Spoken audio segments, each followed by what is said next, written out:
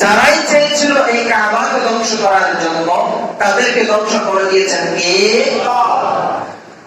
এখান থেকে গোটা পৃথিবীবাসীর জন্য সুস্পষ্ট শিক্ষা হলো, যারা ইসলাম কিংবা ইসলামী দর্শন ধ্বংস করার জন্য এগিয়ে আসবে, তাদেরকেই এই পৃথিবীর জমিন থেকে একজনই নিশ্চিহ্ন করে দিবেন, তিনি কে?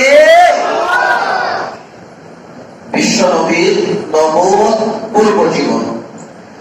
এটাকে যদি আমরা আলোচনা করতে চাই, তাহলে নবীর আগমনের আগে অনেকগুলো ঘটনা ঘটেছে এবং নবী এমন সময় আগমন করেছেন যে সময়ে আরবের ছিল না রাজনৈতিক, ছিল না অর্থনৈতিক, ছিল না সামাজিক, ছিল না পারিবারিক কোন পরিবেশ, এমন সুন্দর পরিবেশ যে পরিবেশে মানুষেরা নির্দ্বিধায় চলাফেরা করতে পারত, এরকম কোন পরিবেশ ছিল না। যারা নেতৃস্থানে বসা ছিল, তাদের কাছে জনগণ নিরাপদ ছিল না। সমাজের ছোট্ট কচিকাঁচা শিশুরা, বিশেষ করে মেয়ে বাচ্চা হলে তাদের কোনো নিরাপত্তা ছিল না, ছিল না মানুষের অধিকার। এবং একসময়ে এই বিশ্বজাহানের আলোকবর্তী হিসাবে আল্লাহ অবতীর্ণ করালেন, নবুয়ত দান করলেন মুহাম্মদুর সাল্লাল্লাহু আলাইহি ওয়াসাল্লামকে। আলহামদুলিল্লাহ বলেন। তার আগমনের পূর্বে কয়েকটি ঘটনা ঘটেছে, তার মধ্যে উল্লেখযোগ্য একটা ঘটনা হচ্ছে এরকম: আব্দুল মুত্তালিবকে আল্লাহ স্বপ্নে দেখালেন যে জমজমের কূপ খনন করতে হবে এবং জায়গাটাও নির্ধারণ করে দিলেন। কূপ থেকে ওঠার পরে আব্দুল মুত্তালিব সেখানে চলে গেলেন, কূপ খনন করছিলেন। যেই সমস্ত লোকেরা তাদের পাড়া প্রতিবেশী ছিল, সকলে আবদার করলো, একাই কোনো কূপ খনন করবো, আমরা সকলেই মিলে কূপ খনন করবো। আব্দুল মুত্তালিব বলেন, না, এটা আমি একাই স্বপ্ন দেখেছি, আমি একাই খনন করবো। কিন্তু এলাকার লোকেরা চাল দিবার পাত্র নয়। তখন সিদ্ধান্ত হল, এক মহিলা ভবিষ্যৎ বাণী করে তার কাছে যাওয়া। সকলে মিলে আব্দুল মুত্তালিব সহ তার কাছে যাচ্ছিলেন। প্রতিমধ্যে আল্লাহ বৃষ্টি নাযিল করেছেন আব্দুল মুত্তালিবের উপর। অন্য কোন ব্যক্তির গায়ে এক ফোঁটা বৃষ্টিও লাগে নাই। এজন্য তারা স্পষ্ট বুঝতে পারলো যে আব্দুল মুত্তালিবই কূপ খনন করবে, আমরা করব না। তখন আব্দুল মুত্তালিবের সাথে যারা গিয়েছিল তারা সিদ্ধান্ত নিলেন, আমাদের আসাম অগ্রসর হওয়ার দরকার নাই, আমরা বাসায় ফিরে যাব। তখন আব্দুল মুত্তালিব কূপ খনন করলেন। সেখানে কিছু জিনিস পেয়েছিলেন, সেই জিনিসগুলোর মধ্যে ছিল কিছু তলোয়ার আর দুইটা সোনার হরিণ এবং কিছু লৌহকর্ম, যেগুলো জুরহুম গোত্রের লোকেরা মক্কা ছেড়ে যখন চলে যাচ্ছিলেন তখন ওই কূপের মধ্যে ফেলেছিলেন। আব্দুল মুত্তালিব লৌহকর্ম এবং তলোয়ার গুলো কাবা শরীফের দরজার ডালাইয়ের কাজে ব্যবহার করেছেন, আর সোনার দুইটা হরিণ দরজার সাথে সন্নিবেশিত করেছেন এবং হাজিদেরকে পানি পান করার ব্যবস্থা করলেন। তখন তিনি একটা নিয়ম করলেন, আমাকে যদি আল্লাহ 10 জন সন্তান দান করেন, পুত্র সন্তান, সেখান থেকে আমি একজনকে বাইতুল্লাহর জন্য উৎসর্গ করব। তখন লটারি করা হলো, আব্দুল্লাহ নাম উঠেছে। আব্দুল্লাহকে বাইতুল্লাহর জন্য উৎসর্গ করা হবে, সেটা জন্য একটা ফয়সালা করা হলো। 100 উটের বিনিময়ে আব্দুল্লাহকে রক্ষা করা হলো, অর্থাৎ আব্দুল্লাহর পরিবর্তে 100টা উট কুরবানি করা হলো। তাহলে এখান থেকে যেটা বোঝা যায় সেটা হচ্ছে আল্লাহ রাসূলের পিতা আব্দুল্লাহ যিনি ছিলেন, তিনি হচ্ছেন জবীহ, অর্থাৎ আব্দুল্লাহকে কুরবানি দেওয়া। যদিও পরিবর্তে উট কুরবানি দেওয়া হয়েছে। আর ইব্রাহিম আলাইহিস সালাতু ওয়াস সালামের সন্তান ছিলেন ইসমাঈল আলাইহিস সালাতু ওয়াস সালাম। ইসমাঈলকে আল্লাহ রাব্বুল আলামিন এরকম কোরবানির আশা করেছিলেন। ইব্রাহিম তাকে কোরবানি দিয়েছিলেন, পরিবর্তিত পাপ ব্যস্ত থেকে এসে কোরবানি দেওয়া হয়েছে। তাহলে আমাদের রাসূলের সিলসিলা হলো ইসমাঈল আলাইহিস সালাতু ওয়াস সালামের সিলসিলা, অর্থাৎ ইসমাঈলের বংশ থেকে আমাদের রাসূলের আগমন।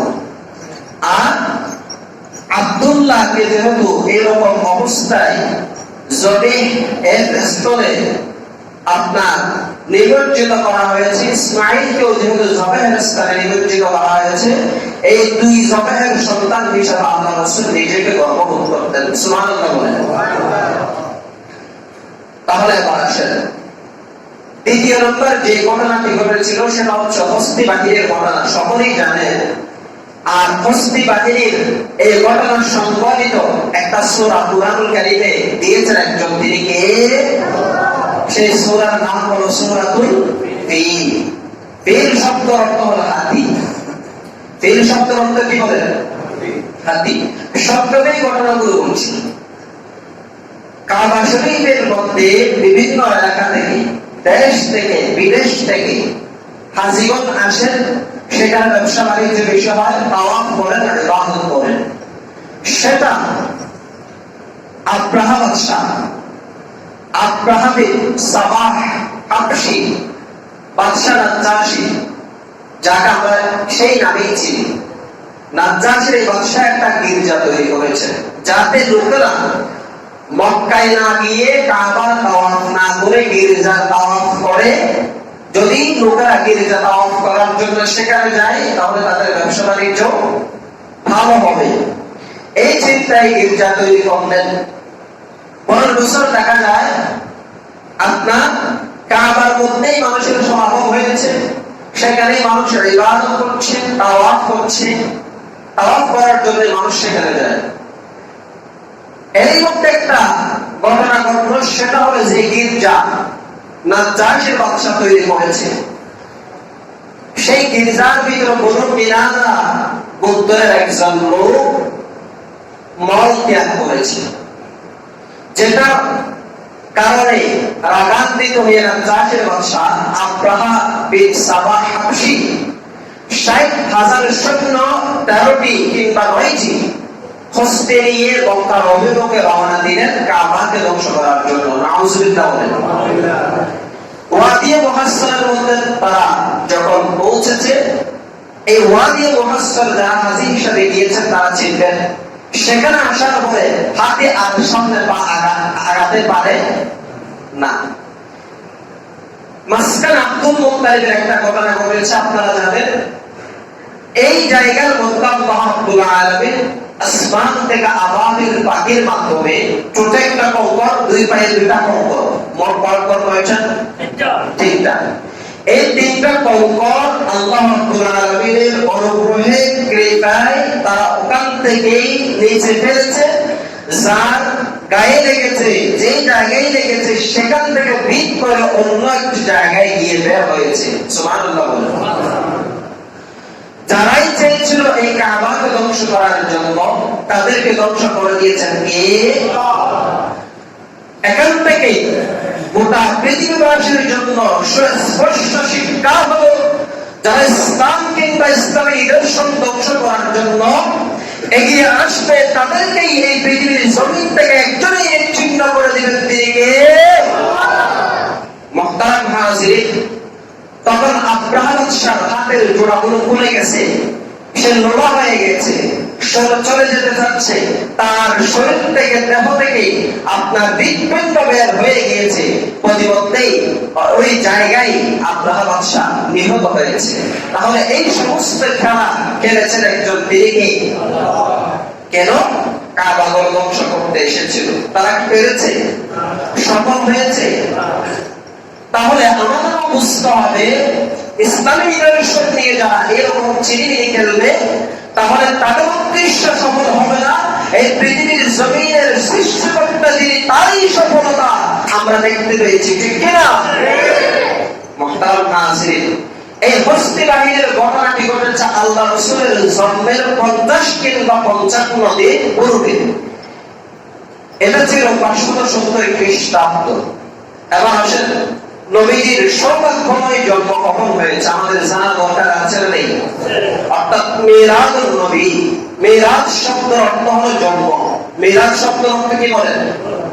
মিরাজুন নবী শব্দের অর্থ হলো নবীর জন্ম। কথা কি বুঝতেছেন না? মিরাজুন নবী শব্দের অর্থ হলো নবীর জন্ম। এই নবীজি সাল্লাল্লাহু আলাইহি ওয়াসাল্লামের জন্ম কখন হয়েছে, কি বার হয়েছে, কোন মাসে হয়েছে জানার দরকার আছে না নাই? যদিও আমরা জানি নবীজির জন্মের আগেই পিতা আব্দুল্লাহ ইন্তেকাল করেছেন, তাহলে নবী এতিম হয়ে জন্ম নিয়েছেন। যখন আল্লাহ রাসূল জন্মগ্রহণ করেছেন তখন তারিখ ছিল 571 সন 20 কিংবা 22 এপ্রিল 11 হিজরি রবিউল আউয়াল মাস, সোমবার। তারিখের ব্যাপারে ইতিহাসবিদগণ বিভিন্ন মত দিয়েছেন। কেউ বলেছেন 2 তারিখ রবিউল আউয়াল মাসের আল্লাহ রাসূলের জন্ম হয়েছে, কেউ বলেছেন আল্লাহ রাসূলের জন্ম হয়েছে 8 তারিখ রবিউল আউয়াল মাসের, কেউ বলেছেন 9 তারিখ রবিউল আউয়াল মাসের, কেউ বলেছেন 10 তারিখ রবিউল আউয়াল মাসের, কেউ বলেছেন 12 তারিখ রবিউল আউয়াল মাসের জন্ম হয়েছে মুহাম্মদুর রাসূলুল্লাহ সাল্লাল্লাহু আলাইহি ওয়াসাল্লামের। তবে প্রসিদ্ধ যে মতটা আমরা পেয়েছি সেটা হলো 9 রবিউল আউয়াল আল্লাহ রাসূলের জন্ম হয়েছে। সুবহানাল্লাহ বলেন। সুবহানাল্লাহ। হাদিসের মধ্যে আমরা পেয়েছি উলিদতু আনা ওয়া রাসূলুল্লাহি আমাল ফি, আমি এবং আল্লাহ রাসূল, আমি বলতে যিনি হাদিসটা বর্ণনা করেছেন তিনি এবং আল্লাহ রাসূল যে বছর বস্তি বাহিরের ঘটনা ঘটেছে সেই বছরে জন্মগ্রহণ করেছেন। সুবহানাল্লাহ বলেন।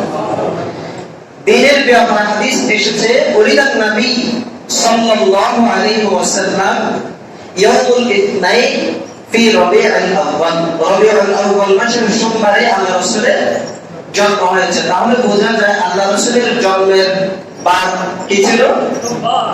সবাই বলেন সোমবার। মাস কি ছিল? রবিউল আউয়াল। সেজন্য আল্লাহ রাসূল সোমবারে রোজা রাখতেন। বিশ্বনবী সাল্লাল্লাহু আলাইহি ওয়াসাল্লামকে জিজ্ঞেস করা হলো, ওগো আল্লাহর রাসূল, আপনি সোমবারে কেন রোজা রাখেন? তখন আল্লাহ রাসূল সাল্লাল্লাহু আলাইহি ওয়াসাল্লাম বলেছেন, সুইলা عن صوم إلا اثنين فقال فيه ولدت وفيه أنزل علي। সোমবার রোজা রাখার কারণ হলো সেদিন আমি এই পৃথিবীর জমিনে আবির্ভূত হলাম এবং সেই দিনেই আল্লাহর পক্ষ থেকে জিবরাইল আমিনকে আমার কাছে প্রেরণ করা হয়েছে। সুবহানাল্লাহ। এরপর হাদিসের মধ্যে এসেছে আল্লাহ রাসূল বলেন রোজা রাখার যে কারণ তিনি বর্ণনা করলেন তুরাদুল আ'মাল ইয়াওমাল ইসনাইন ওয়াল খামিস, সোমবার আর বৃহস্পতিবার আল্লাহর দরবারে মানুষের আমলগুলো উপস্থাপন করা হয়, ফেরেশতারা আল্লাহর দরবারে পেশ করেন। এরপর বললেন ফাআহাব্বু আইয়া আরুদা আমালি ওয়া আনা সাইমুন, আমি পছন্দ করি আমার আমলনামাগুলো যেন আল্লাহর দরবারে আমি রোজা অবস্থায় পেশ করা হয়। সুবহানাল্লাহ। এবার আসেন একটা কথা আপনাদেরকে বলি যেটা আমাদের সমাজে প্রচলিত আছে, সেই শরীয়ত আর ইসলামের দৃষ্টিতে শরীয়ত এক কিনা। আমাদের দেশে আল্লাহ রাসূলের এই জন্মের মাস যখন আসে তখন জশ্নে জুলুস এবং বিভিন্ন ধরনের অনুষ্ঠান করা হয়, হয় কি হয় না? আপনাদের কাছে আমি জিজ্ঞেস করি যে আল্লাহ রাসূল নিজেই তার এই জন্মের দিনে আমল করেছেন কি করে? আবার বলেন রোজা রেখে আল্লাহ রাসূল কি করেছেন? আমল করেছেন। তাহলে আমাদেরও উচিত যদি আমরা রাসূলকে ভালোবাসি, শরীয়তকে যদি সত্যে গ্রহণ করে রাখি, তাহলে আল্লাহ রাসূল যেভাবে রোজা রেখে নিজের জন্মদিনের জন্য আমল করেছেন, পৃথিবীর মুসলমানদের উচিত আল্লাহ রাসূলের এই আমল দ্বারা শরীয়তকে প্রবর্তন করার সর্বোচ্চ চেষ্টা করা। ঠিক কিনা? তাহলে বোঝা যায় রাসূলের মহব্বত তার ভিতরে বেশি আছে বলে আমরা বুঝতে পারবো। মুহতারাম হাজিরিন, এর বাইরে যত কাজ আছে আমল আছে সেগুলোকে যদি আপনি যদি শরীয়ত মনে করেন, শরীয়তের অঙ্গ প্রত্যঙ্গ মনে করেন, তাহলে বোকার স্বর্গে বাস করছেন। যে শরীয়ত যেখানে নাই সেটা কবুল করা হবে না একজনের দরবারে। তিনি কে? এবার আল্লাহ রাসূলের জন্মের ঘোষণা আব্দুল মুত্তালিবকে মা আমেনা দিয়েছিলেন। নামার সঙ্গে সঙ্গে আব্দুল মুত্তালিব মুহাম্মদকে কোলে নিয়ে কাবা ঘরের মধ্যে চলে গেলেন। যাওয়ার পরে তিনি নাম নির্ধারণ করলেন মুহাম্মদ। সুবহানাল্লাহ বলেন। মুহাম্মদ নাম রাখার পরে আব্দুল মুত্তালিব সেই জায়গার মধ্যে এত বেশি খুশি হয়েছিলেন, এত বেশি আনন্দিত হয়েছিলেন। আল্লাহ রাসূলের নাম রাখলেন মুহাম্মদ, যে নামের অর্থ হলো সবচেয়ে বেশি প্রশংসিত। সুবহানাল্লাহ বলেন। আল্লাহ রাসূল নিজে বলেছেন, হাদিসের মধ্যে এসেছে, ইন্নালি আসমা, আমার নাম হচ্ছে মুহাম্মাদুন, আমার নাম হলো মুহাম্মদ। মুহাম্মদ শব্দের অর্থ সবচেয়ে বেশি প্রশংসিত। আপনাদের কাছে আমার প্রশ্ন হলো, দুনিয়ার জমিনের মধ্যে আল্লাহর পরে সবচেয়ে বেশি প্রশংসা পাওয়ার যোগ্য একজন, তিনি হলেন মুহাম্মাদুর রাসূলুল্লাহ সাল্লাল্লাহু আলাইহি ওয়াসাল্লাম। সেজন্যই মুহাম্মদ। এরপর আল্লাহ রাসূল বললেন, ওয়ানা আহমদ, আমার নাম হলো আহমদ। আহমদ শব্দের অর্থ হলো অধিক প্রশংসাকারী। আপনারা বলেন দেখি, দুনিয়ার এই জমিনের মধ্যে আল্লাহর পরে আল্লাহর সবচেয়ে বেশি প্রশংসা করেছেন মুহাম্মদ সাল্লাল্লাহু আলাইহি ওয়াসাল্লাম। সেজন্য আল্লাহর প্রশংসা সবচেয়ে বেশি মুহাম্মদ করেছেন, সেজন্য তার নাম হলো আহমদ। এরপর আল্লাহ রাসূল নিজেই বললেন, তার নাম ঘোষণা দিলেন, আনা মালিক ওয়া আনাল মাহি, আমার নাম হলো মাহি আল্লাযী ইয়ামহুল্লাহু বিহিল কুফর, আমার নাম হলো মাহি। কারণ দুনিয়ার জমিনে যত কুফর আছে সমস্ত কুফরগুলোকে আমি মুহাম্মদ দূরীভূত করি। সুবহানাল্লাহ। সেটা প্রমাণ আমরা পেয়েছি মক্কা বিজয়ের পরে। আপনার ৩৬০টি কাবা এই ঘর থেকে মূর্তি সরানোর মাধ্যমে, ঠিক কিনা? তাহলে আল্লাহ রাসূল সমস্ত কুফরকে প্রতিষ্ঠা করেছেন, শান্তি প্রতিষ্ঠা করেছেন। মুহতারাম হাজিরিন, এরপর আল্লাহ রাসূল বললেন, ওয়া আনাল হাশির, আমার নাম হলো হাশির আল্লাযী ইয়াহশারুন নাস আলা কদমি, কারণ আমার পিছনে সমস্ত বিষয়কে একত্রিত করবেন কে? আল্লাহ বলেন কে? সেজন্য আল্লাহ রাসূলের নাম হলো হাশির। এরপর আল্লাহ রাসূল বললেন, ওয়া আনাল আকিব, আমার নাম হলো আকিব, কারণ আমার পরে এই জমিনে আর কোন নবী আসবে না। সুবহানাল্লাহ বলেন। যদিও বিশ্ব নবীর আগমনের সময় থেকে আমরা ভক্ত নবীদের কিছু আবির্ভাব দেখতে পেয়েছি, ঠিক কিনা? যেভাবে গোলাম আহমদ কাদিয়ানীও দাবি করেছিল, আমি একজন নবুয়তের অংশীদার। নাউজুবিল্লাহ বলেন। নবুয়তের যে সিলসিলা ছিল, সর্বশেষ আল্লাহ রাসূলকে প্রেরণের মাধ্যমে সেই সিলসিলাকে সিলগালা করে দিয়েছেন কে? তারপর আর কোন নবী আসবে? বলেন, আরো জোরে বলেন, তারপর আর কোন নবী আসবে? তাহলে যারাই আল্লাহ রাসূলের পরে নবুয়তের অংশীদার সাব্যস্ত করবে নিজেদেরকে, তাহলে বুঝবো এরা হলো পৃথিবীর জমিনে ভণ্ড নবুয়তের অংশীদার, ঠিক কিনা? যারাই এইরকম নবুয়তের অংশীদার হিসেবে নিজেদেরকে সাব্যস্ত করার চেষ্টা করবে, মুসলমান তাদেরকে 20 দাঁত ভেঙে দিয়ে জবাব দেওয়ার জন্য সর্বোচ্চ ইমানের শক্তি প্রয়োগ করবে ইনশাআল্লাহ। আর সবাই ইনশাআল্লাহ আল্লাহ যেন কবুল করেন, আমিন। এরপর কোরআনুল কারীমের মধ্যে অসংখ্য নাম আল্লাহ রাসূলের এসেছে। যখন আল্লাহ রাসূলকে আল্লাহ রাব্বুল আলামিন কোন জায়গায় বলেছেন শাহিদান, ইন্না আরসালনাকা শাহিদান ওয়া মুবাশশিরান ওয়া নাযীরা, তিনি সাক্ষীদাতা, তিনি মুবাশশির সুসংবাদ দাতা, তিনি নাযীর, তিনি মানুষকে সতর্ককারী, তিনি মুনযির, তিনি হলেন ইয়া আইয়ুহাল মুযাম্মিল, কম্বল আবৃত, তিনি হলেন ইয়া আইয়ুহাল মুদাত্তির, ইয়াসিন ওয়াল কান্না, মুহাম্মদ সাল্লাল্লাহু আলাইহি ওয়াসাল্লামের নাম। এই নামগুলো কোরআনুল কারীমের মধ্যে আমরা পাই, হাদিসে আরো অসংখ্য নাম আছে। মুহতারাম হাজিরিন, আল্লাহ রাসূলের জন্ম গেল, এবার আল্লাহ রাসূলের জন্মের পরে রাসূল রাসূলের লালন পালন থেকে শুরু করে রাসূলের জন্মের পরবর্তী কিছু কথা আমরা শুনবো ইনশাআল্লাহ। মুহতারাম হাজিরিন, আর আল্লাহ রাসূল যখন এই পৃথিবীর জমিনে জন্মগ্রহণ করেছেন, জন্মগ্রহণ করার সময় মা আমিনা বললেন তার জন্ম হওয়ার সাথে সাথে তার আপনার জন্মস্থল থেকে আল্লাহ এমনটা অবদান করেছেন যে আলোর কারণে গোটা শাম দেশ আলোকিত করে দিলেন কে? আল্লাহ। এবং কিসরা প্রাসাদের 14টি চৌড়া বড় বড় পিলার ধ্বংস হয়ে গিয়েছে। প্রাচীন পারস্যের ধর্মযাজকদের উপাসনাগুলোর মধ্যে যুগ যুগ ধরে যেই অগ্নিগুলো প্রজ্বলিত হয়েছিল সেই অগ্নিগুলো নির্বাপিত হয়েছে এবং যেই সমস্ত খ্রিস্টান পাদ্রী বাহিরাদের গির্জাগুলোর মধ্যে অগ্নি প্রজ্বলিত করা হতো, তারা উপাসনা করত, সেই গির্জাগুলো নিস্তেজ হয়ে গিয়েছে। সুবহানাল্লাহ বলেন। এগুলো রাসূলের আগমনের সময় অলৌকিক কিছু ঘটিত ঘটনা।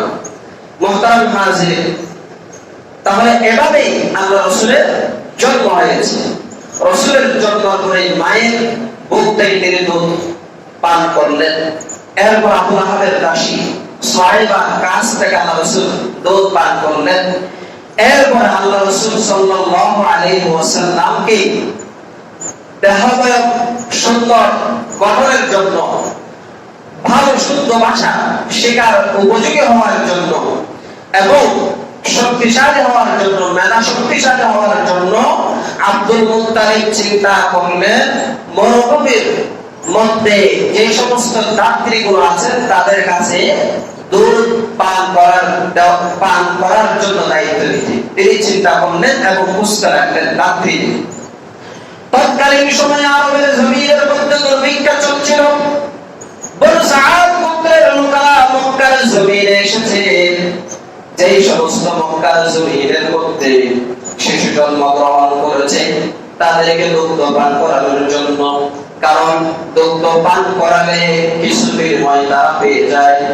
এভাবে বনু সাআদ গোত্রের লোকেরা যখন দুগ্ধ পান করানোর শিশু পূজার জন্য মক্কার জমিনে এসেছে, আসার সময় হালিমাতুস সাদিয়া রাদিয়াল্লাহু তাআলা আনহা এমন একটা গাধার উপর সওয়ার হয়েছিলেন যে গাধা ছিল অত্যন্ত বেশি দুর্বল এবং তাদের সাথে যে উটটি এসেছিল সেই উটটির অত্যন্ত দুর্বল ছিল, ওলানের মধ্যে কোনো ধরনের দুধ ছিল না।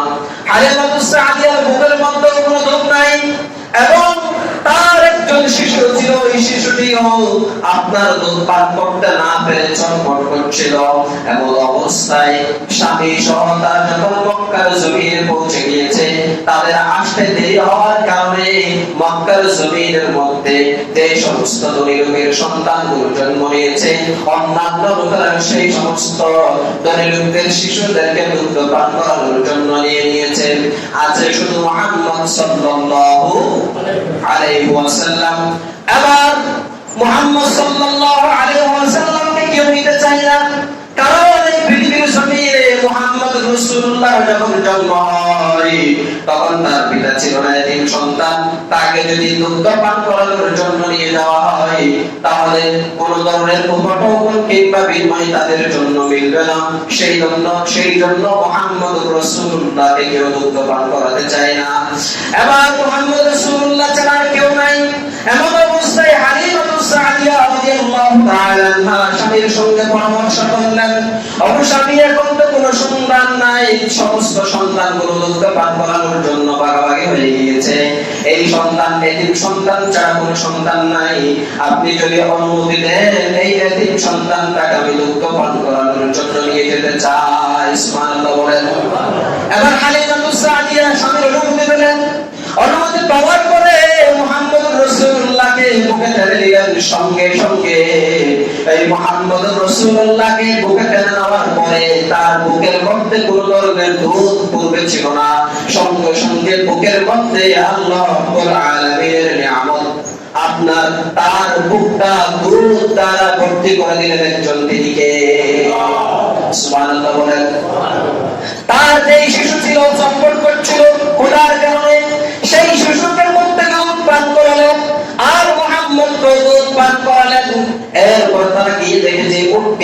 ছিল তাদের সাথে, সেই উটের ওলানের মধ্যে দুধ পাওয়া যায়। এবার তারা চিন্তা করলেন, এবার তারা সেই জায়গার মধ্যে রাত্রি যাপন করলেন, সকালবেলা চলে যাবেন। সেই সমস্ত লোকেরা একসাথে হয়ে আপনার সবাই বড় সাহায্য মন্দিরের দিকে চলে যাচ্ছিলেন। দেখা যায় যেই মাদি আপনার গাদালে হালিমাতুস সাদিয়া সওয়ার হয়েছিলেন, মদি মক্কায় এসেছিলেন, সেই গাদা আপনার এমন ভাবে ছুটছিলেন, কোন জায়গায় বিরতি দিচ্ছে না, এমন ভাবে ছুটছিলেন আগের চেয়ে অনেক অনেক গুণ সবল হয়ে গিয়েছে। ওটের উলানের মধ্যে দুধ চলে এসেছে, সবল হয়ে গিয়েছে, এবং শিশুটাও সবল হয়ে গিয়েছে। সকলে আপনার পূর্ণ শক্তি নিয়ে বড় সাহায্য পুত্রের দিকে ফিরে যাচ্ছিলেন। তাহলে বলেন দেখি সমস্ত বরকতগুলো কার কারণ হয়েছে? আল্লাহ বরকত দিলেন মুহাম্মদের কারণে। সুবহানাল্লাহ বলেন। মুহাম্মদের কারণে আল্লাহ বরকত দান করলেন।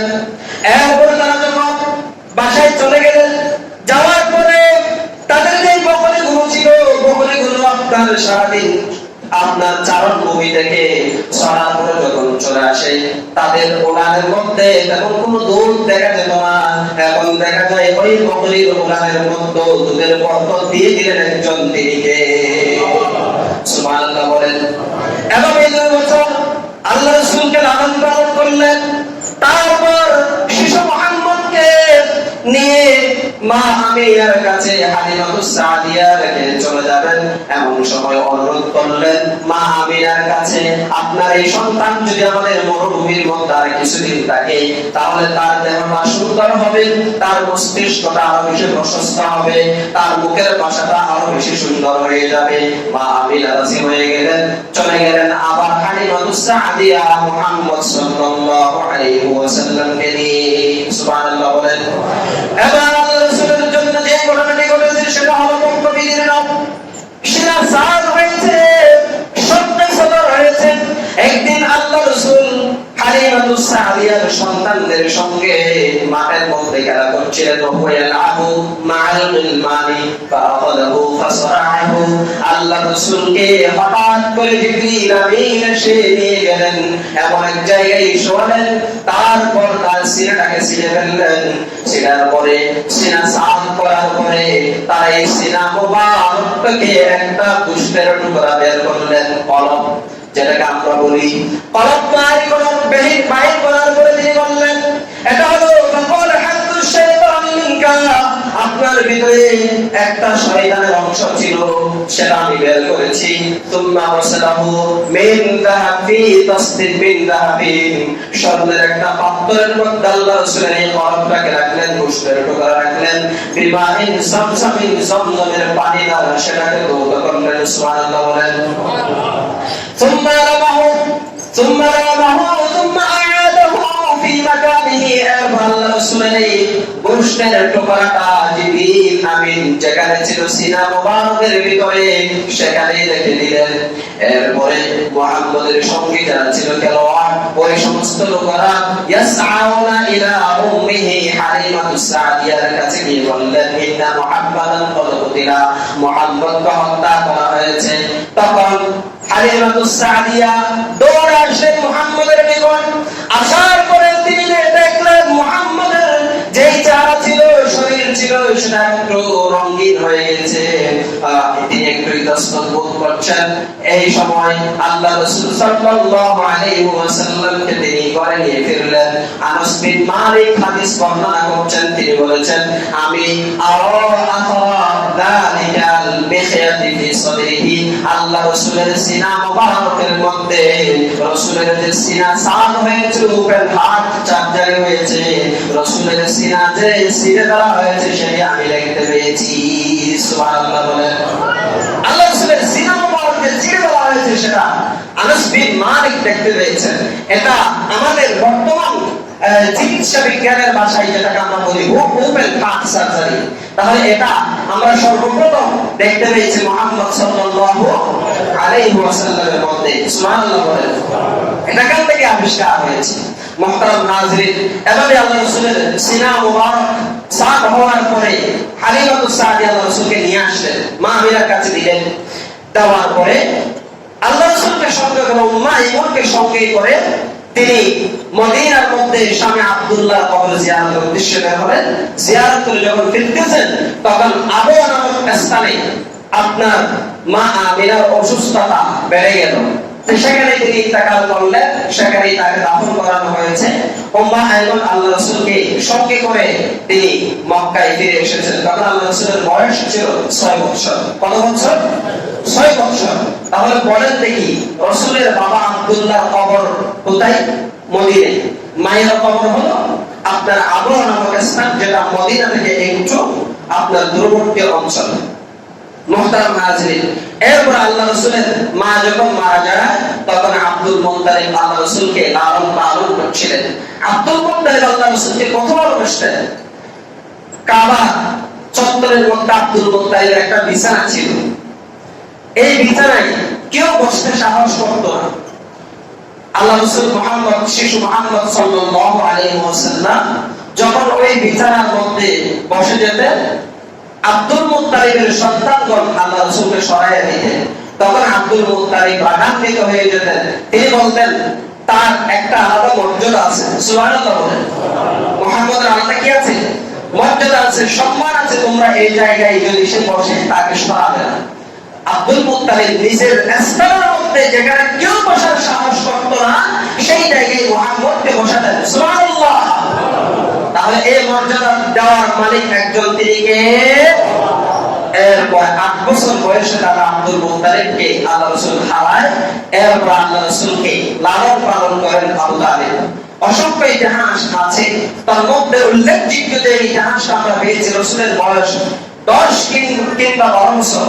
তখন সিরিয়ায় আপনার ব্যবসায়িক কাফেলা নিয়ে আবু তালিব আপনারা যাবেন।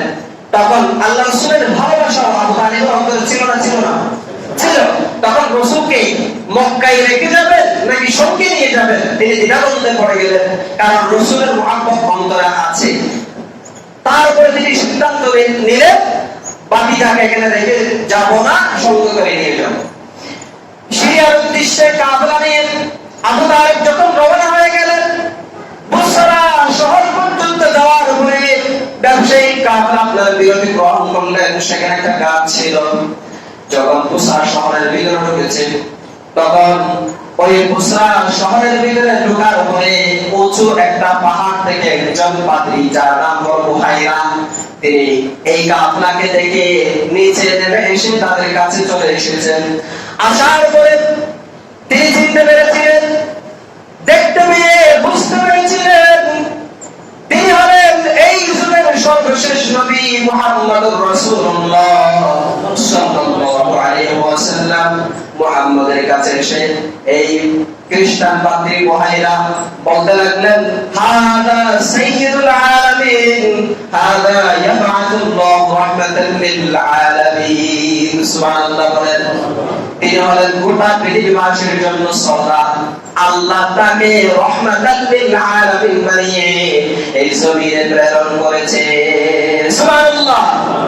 একজন খ্রিস্টান পাদ্রী আল্লাহ রাসূলকে স্বীকৃতি দেয় যে আল্লাহ রাসূলকে এই জমিনের মধ্যে পাঠানো হয়েছে রাহমাতাল লিল আলামিন। সেজন্য রব্বুল আলামিন কোরআনুল কারীমের মধ্যে বলেছেন, ওয়া মা আরসালনাকা ইল্লা রাহমাতাল লিল আলামিন। নবী হে, আমি আপনাকে গোটা পৃথিবীবাসীর জন্য রাহমাতাল লিল আলামিন, রহমত হিসেবে প্রেরণ করেছি। সুবহানাল্লাহ। মুহতারাম হাজিরিন, আল্লাহ রাসূল সাল্লাল্লাহু আলাইহি ওয়াসাল্লামকে এই চিনতে পারার ঘটনায় আবু তালিব জিজ্ঞেস করলেন, তুমি তাকে কিভাবে চিনতে পেরেছো, বুঝতে পেরেছো? তখন খ্রিস্টান পাদ্রী বলেছিল, যখন এই বুসরা শহরে তোমরা ঢুকতেছো, তখন আমি লক্ষ্য করেছি এমন একটা গাছ ছিল না, এমন একটা পাথর ছিল না। এই সন্তান শিশু যখন এখানে আসতেছে তাকে সিজদা করতেছে না। সুবহানাল্লাহ।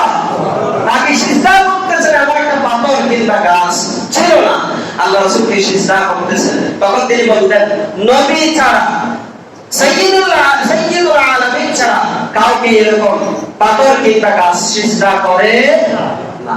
তখন এই কথা বলার পরে তিনি বললেন, এই ইহুদিরা তাকে দেখার পরে যদি চিনতে পারে তাকে হত্যা করা হবে। সুতরাং তোমার কাছে পরামর্শ হলো তাকে দ্রুত মক্কায় পাঠিয়ে দাও। কিছু গোলামকে সঙ্গ করে আল্লাহ রাসূলকে মক্কার জমিনের মধ্যে পাঠিয়ে দিলেন।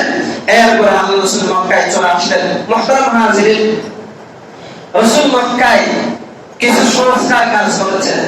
সেখানে যেহেতু আপনার বিদেশের কোন লোক যদি আসে তাদের ধন সম্পদ সম্মানের কোন অধিকার ছিল না এবং গোত্র বিভিন্ন ধরনের কলহ বিবাদ ছিল, সেগুলোকে নির্মূল করার জন্য এই যুবক মুহাম্মদ রাসূলুল্লাহ সাল্লাল্লাহু আলাইহি ওয়াসাল্লাম প্রতিষ্ঠা করেছিলেন যুবকদেরকে সঙ্গ করে। সেটার নাম ছিল হিলফুল ফুদুল।